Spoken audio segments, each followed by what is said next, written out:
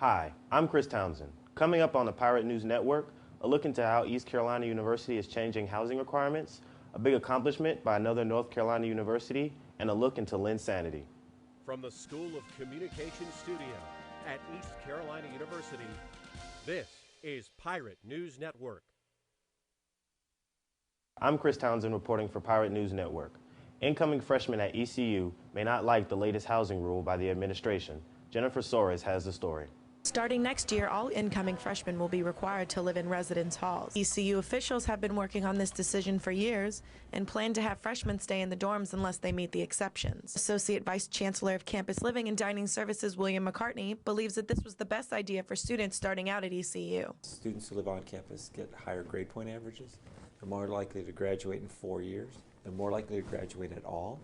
ECU and other universities have had tuition increases, but McCartney says that the schools should not suffer from these increases. We're not putting ourselves in a competitive disadvantage where suddenly someone is going to say, oh, I'm going to go to Appalachian State now because that's significantly cheaper than ECU. According to McCartney, living on campus will help students maintain retention at the university.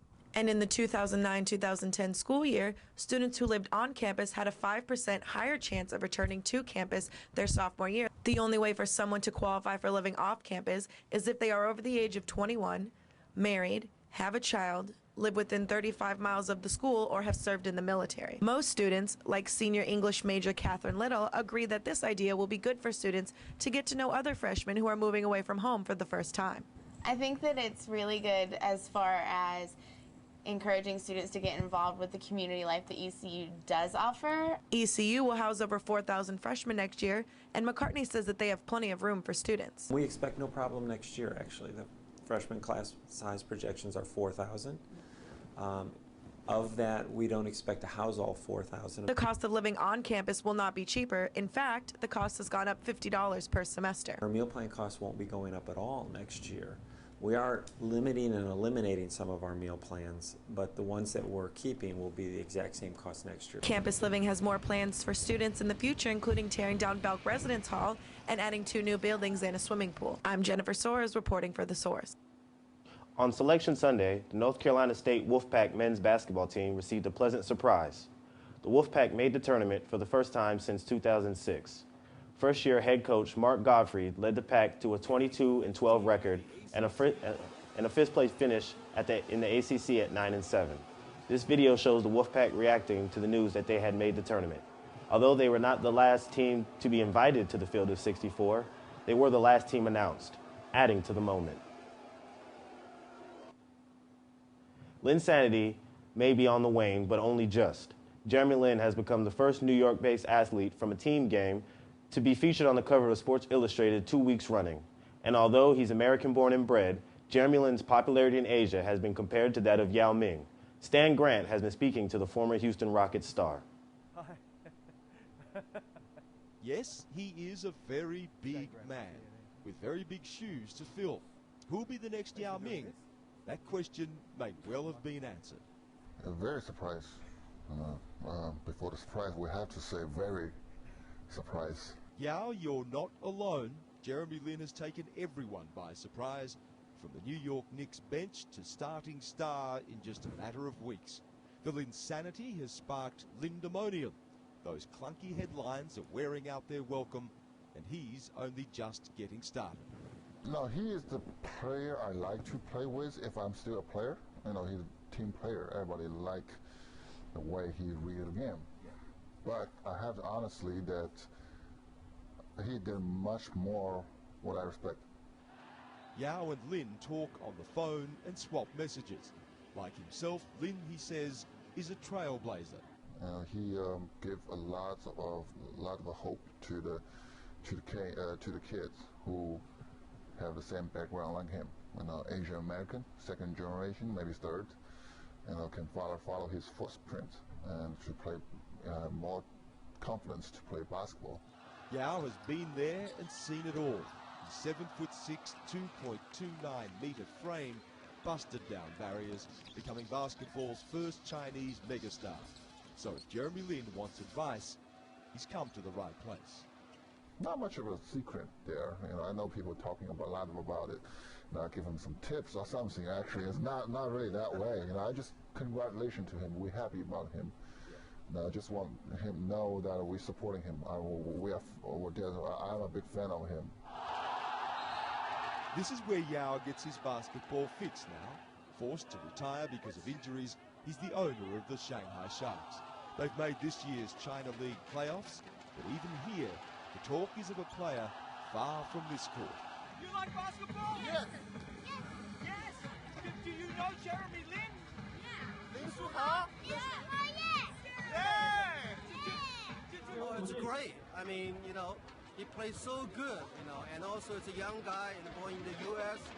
And, lots of Chinese like him, love him. Here's a question. Who owns Jeremy Lin? Now, these people here will tell you he's Chinese.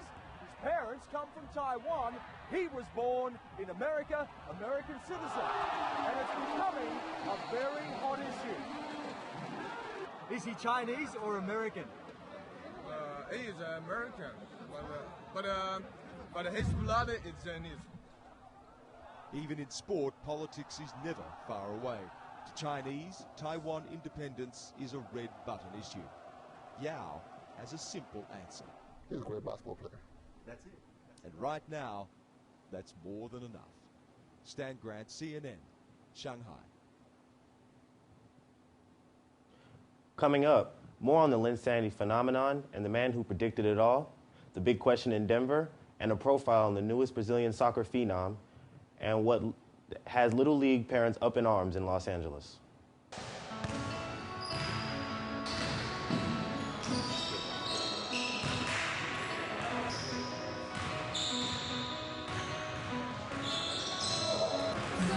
Just a dream, just a moment ago. I was up so high, looking down at the sky. Don't let me fall. I was shooting for stars on a Saturday. NBA player Jeremy Lin has grabbed international attention this month. The Asian-American basketball player was called off the bench and immediately became the Knicks' go-to guy. As Jen Spellman reports, a number-crunching blogger predicted Lin's rise in the NBA. From out of nowhere, Jeremy Lin and the ensuing Linsanity has taken the country by storm. But one man saw it coming, self-proclaimed stat head Ed Weiland. This is my my master database. Armed with a laptop and a mountain of college basketball statistics, Weiland pores over arcane details, looking for future NBA standouts. In 2010, Jeremy Lin, a little-known player at Harvard, caught his eye. When you were analyzing Jeremy Lin as a college player, did you ever watch him play? No, I didn't. Based solely on statistics like his ability to rebound, steal, and block, Weiland wrote a blog post proclaiming Lin to be one of the best point guards in college basketball. At the time, no one listened, and Lin wasn't even drafted. But now he's the hottest player in the NBA, and among his fellow stat heads, Weiland is looking pretty smart. Do you look for underdogs? Oh yeah. When I led the 2010 preview off with Jeremy Lin, the idea was that I thought this would, if and when he broke out, that there might be some notoriety there. I obviously never expected anything like this. Yesterday's journal. But the notoriety has come for Lin and for Weiland. Weiland's not the obvious sports analyst. He makes his living as a FedEx delivery driver in a small town in Oregon, far from the glamour of Madison Square Garden. He watches the Linsanity unfold on an old TV in his simple apartment. At the moment, you're both kind of underdogs in your chosen thing. Yeah, yes, we are, aren't we? Connected. Will they meet? I guess so. If it fits his and my schedule, yeah, I'd love to. That'd be fun. Jim Spellman, CNN, Bend, Oregon. It seems like Denver Bronco fans are sticking with the man who saved their last football season.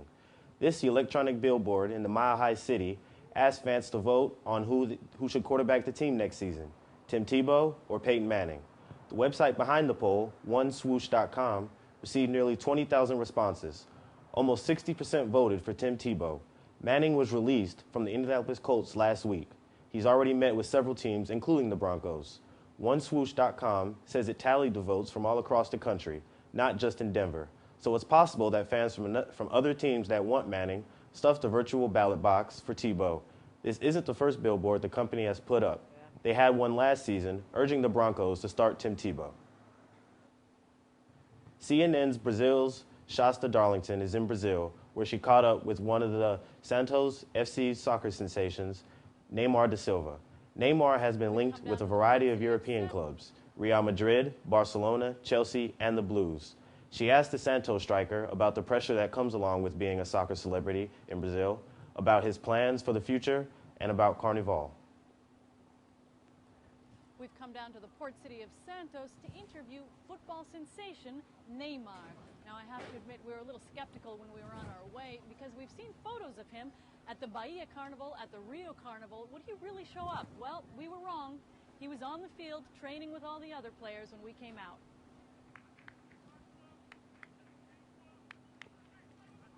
So I asked him how he could come straight from Carnival to training. I'm 20 years old. I have to take advantage of being young. How do you balance the pressure of sponsors, fans, and of course, winning the game? It's hard, especially for me. I'm 20 years old. I want to do this and that, but I have to follow a line. I'm a professional player, a professional athlete. I have to resist some things to get ahead in the future. That's my line. And I gather the role of family is important, especially your father. He really controls the finances, right? My father has been by my side since I was little. He takes care of my things, my finances, and my family. He's the one who's in charge. He's the boss. There's always someone nearby keeping an eye on me, helping me more than watching me. Tell me about your game. What do you feel you have dominated, and what do you need to work on? What do I have dominated? Nothing. I'm always trying to perfect everything. Dribbling, shooting, headers, control. You can always improve. I interviewed the president of Santos a couple weeks ago, and he said he'd really like to build a team along the lines of Barcelona, getting the players young and keeping them together. He said Santos could actually be better than Barcelona. What do you think? Barcelona is an excellent team. If not the best team of all time, it's among the best. So I think to reach Barcelona's level, we've got a long way to go. For you, who's the best player of all time, someone you'd eventually like to emulate? Today, I think the best player currently for me is Messi. I think he's a great and excellent player at a great time on an excellent team. So for me, he's the best. A financially strapped Little League in Southern California needed cash to save its season, and a local strip club stepped in to help. The Gentlemen's Club, which is near the ballpark, donated $1,200. Not everyone was happy once the parents and the league found out where the money came from. You know, who's ever willing to get behind the kids in a positive way, you know, we have to be willing to support those people as well. We do not want the money from the strip club. I think for us, if we do need the money, but we will go some other avenue.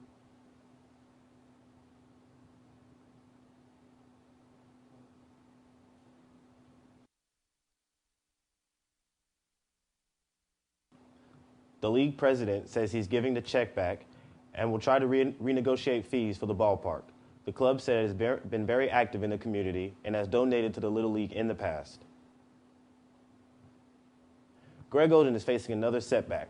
The Portland big man is to undergo microfracture surgery on his left knee, his third knee surgery since he was drafted first overall in the 2007 NBA draft. Oden has not played in an NBA game since December 5, 2008. And has appeared in only 82 games out of a possible 346 in 4 seasons with the Blazers, averaging 9.4 points and 7.3 rebounds a game for the club. In other news, Heisman Trophy winner Robert Griffin III was selected to appear on the cover of EA Sports NCAA Football 13 video game. I'm Chris Townsend. For Pirate News Network, I hope you enjoyed the show. Please join us again.